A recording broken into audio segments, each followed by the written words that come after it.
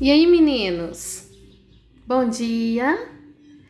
Gente, olha que máximo! Gente, eu fico tão feliz, eu acho um máximo essas coisas. Nós vamos aprender o último conjunto numérico.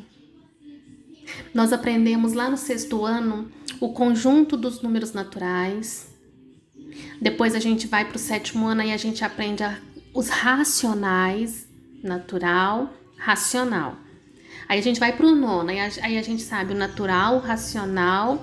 Aí a gente aprende os irracionais e os reais. Aí a gente trabalha com todos os números naturais lá, os reais. Os reais são todos os números, né? O natural, racional, irracional e real. E daí pra frente, a gente não vê mais nenhum conjunto numérico. Quando a gente chega na segunda série, a gente vê o último conjunto numérico, que é o chamado números complexos. Para nós, até o momento, não. Sabe quando a gente vai resolver a equação de segundo grau, cujo delta dá negativo, e aí a gente falava que não existia raiz para aquela solução, porque não tem raiz quadrada, não tem raiz de índice par de número negativo? Pois então, a partir deste momento, vai passar a existir. A partir desse momento, agora a gente consegue calcular as raízes de índice par de número negativo. Vamos lá? Então, nós vamos agora aprender o conjunto dos números complexos. Então, vamos lá, ó. Conceito. Os números complexos... Deixa eu baixar mais um pouquinho. Aí. Os números complexos, eles surgiram para sanar uma das maiores dúvidas que atormentavam os matemáticos. Qual o resultado da operação? Porque quando a gente resolve isso aqui, fica x ao quadrado igual a menos 1, x igual a raiz quadrada de menos 1. Que número multiplicado por ele mesmo vai dar menos 1? Não tem. Porque menos 1 vezes menos 1 é mais 1. 1 vezes 1 é 1.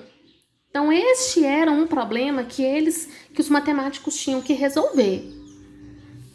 Por isso foi criado um número especial, que denominamos algebricamente como i, que elevado ao quadrado resulte em menos 1. O i elevado ao quadrado é igual a menos 1. Então, a partir de agora, a raiz quadrada de menos 1 vale i.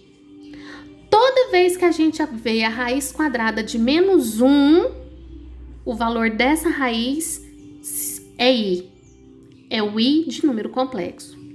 Esse novo conceito possibilitou a resolução da equação mostrada anteriormente. Então, ó, como a raiz quadrada de menos 1 é i, então aqui o x vale i.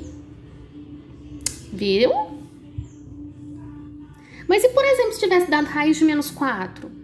Aí você vai pensar assim, a raiz de 4 é 2, então 2i. A raiz de menos 25, 5i. A raiz de menos 16, 4i. Porque é 4 vezes menos 1. A raiz de 4 é 2 e a raiz de menos 1 é i. Assim foi criado um novo conjunto numérico denominado conjunto dos números complexos ou conjunto dos números imaginários. I de imaginário, que representamos pela letra C. Letra C, o conjunto dos números complexos, e I é o nosso número imaginário.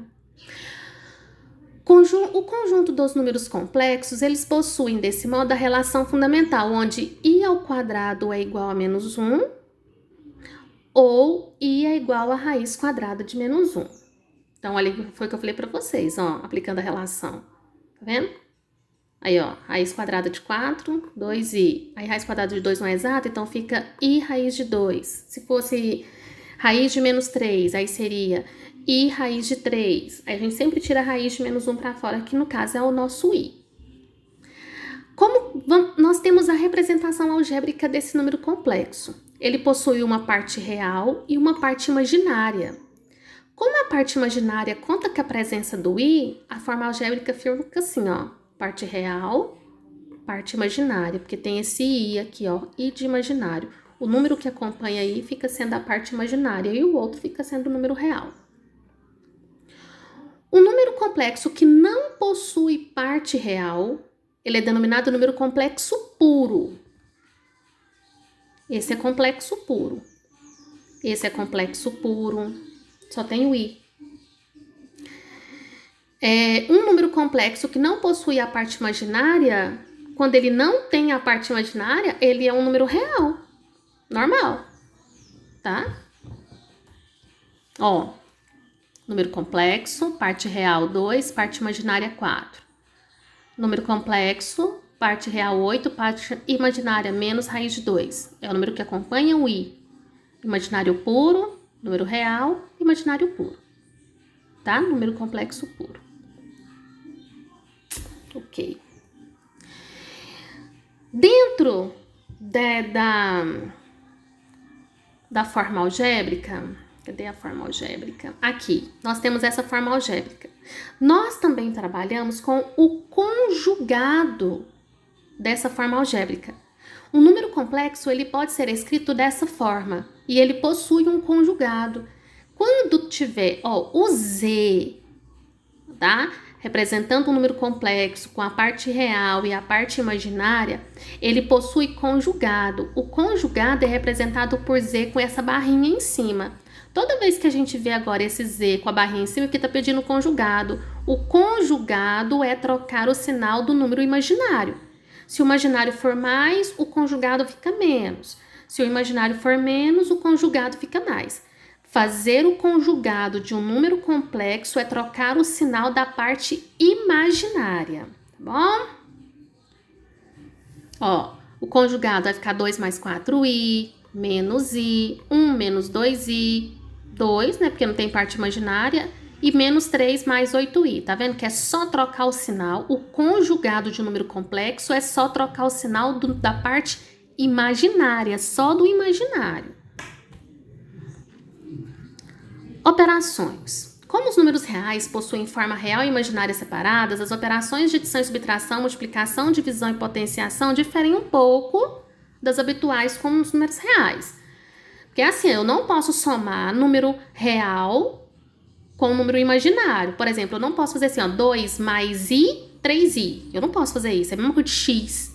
2 mais x, 2 mais x é 2 mais x. X mais x é 2x. Tá? Então, a gente não soma, a gente soma bonitinho. Igual aqui, eu somo parte real com parte real, dá 5, imaginário com imaginário, tá vendo? Eu somo real com real, 1 menos 2 dá menos... Opa! O que aconteceu? Isso aqui tá errado.